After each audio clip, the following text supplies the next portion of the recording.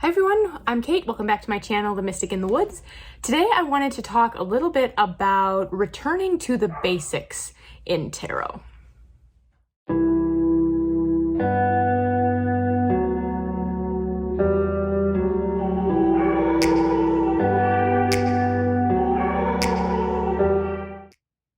So the problem has been that I've never been able to find a Rider-Waite-Smith deck that really works for me. So like I do have the Centennial, the RWS Centennial that I feel like we all have, and no, I'm not bashing this deck, and I am not bashing the original Rider-Waite deck. It is a phenomenal deck. It doesn't speak to me. And the colors, like this yellow, I find this to be very, very aversive. So while I do have this deck, and I have a huge amount of respect for it, and I have studied it, I have never read with it. And I didn't start on this deck. And I kind of wish I had, but I didn't. And so I have never really spent time working with a traditional Rider-Waite deck. The closest I have come to has been my Darkness of Light. And this was, I think, this was probably the second tarot deck that I worked with regularly. And this does, what is happening? There we go. This does follow the Rider-Waite-Smith pretty closely, but here's the Four of Wands. This is pretty far from the traditional imagery. You certainly get the feel for each card, meaning this is the Six of Blades, different than the original imagery, Temperance, different. So this is the closest I've come to working with a Rider-Waite deck. I do have the Golden Art Nouveau Tarot. I've used it twice. I like this deck a lot.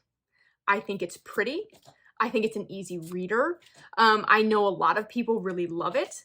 I have only reached for this twice in the years that I've owned it. So I need to either connect with this deck or I need to pass it on. So the reason that I've been really feeling pulled to get back to the basics is that in my day job as a dog trainer, we talk about how in animal training, advanced training is really just the basics done really well. It's just the basics done in an advanced way. And I think that as a beginner, I've seen this in multiple animal training industries, but I see this in other areas of life as well. And I think that it holds true to tarot too, is that we're so excited as new readers to get to the advanced things, to like reading spreads and working with these more advanced decks. Like I have the Spirit Keepers Tarot. This is one of my absolute favorite decks of all time. If I could only have one deck, it might be this deck. But we're so excited to get to that advanced, in quotes, stuff that sometimes we can really rush the basics. So I have 78 Degrees of Wisdom. Haven't read this since I first started reading tarot. I'm going to reread this month. I am dedicating the rest of August to working with the traditional meanings, the traditional imagery, stuff like that. So like I said, the problem is that my Darkness of Light Tarot isn't really that deck. The Art Nouveau Tarot I have never really connected with. And the Centennial version I've never used. So, because the color palette just, like this yellow, this orange, this is very like aversive to me. Like when I see it. So I forgot that I had pre-ordered the Modern Hue Tarot months ago. I pre-ordered this months and months ago when Ritual Planner announced it. And I totally forgot about it. Just got it. Just filming this video for the second time now because the first time I forgot to turn the air conditioner off and it's very loud in the background. So we're going to look at this deck, but we're not going to unbox it because I've already done that. So this is the Modern Hue Tarot by Ritual Planner. The back of the box says the Modern Hue Tarot is a reimagining of the original Rider-Waite deck illustrated by Pamela Coleman Smith. We've taken Pamela's original black line work and have recolored each card in luscious watercolor to give the entire deck a fresh, soft, natural feel. So I'm dedicating myself to working with this for the rest of August. I'm going to work with this deck. I'm going to work with this book. And I'm going to revisit traditional imagery, traditional meanings, building blocks like numerology. And that's what I'm going to do. Okay. So this is the Modern Hue Tarot. They've redone the back. It's supposed to be a more modern back. I do enjoy this backing. The cardstock, it feels very similar to the Centennial, but less stiff. It's thinner. It is the same size as the Centennial, maybe just like a hair narrower, maybe a hair shallower or shorter, excuse me, but it's pretty much your traditional size. The backs don't look like they're exactly reversible, if that's important to you, but I'm not sure that it would, I don't think you'd notice it in a reading. So this is this new deck. And the imagery is the same. They have taken the line work, just like they said they did. They have recolored it. They have changed the font on the bottom, which is very, very typical of redoing the Rider-Waite deck. And the color palette is different. So they have used a slightly different color palette, and they have used watercolors. So this is, of course, not as true to the traditional deck as like the Centennial, right? Because even the coloring in Pamela Coleman Smith original artwork holds meaning.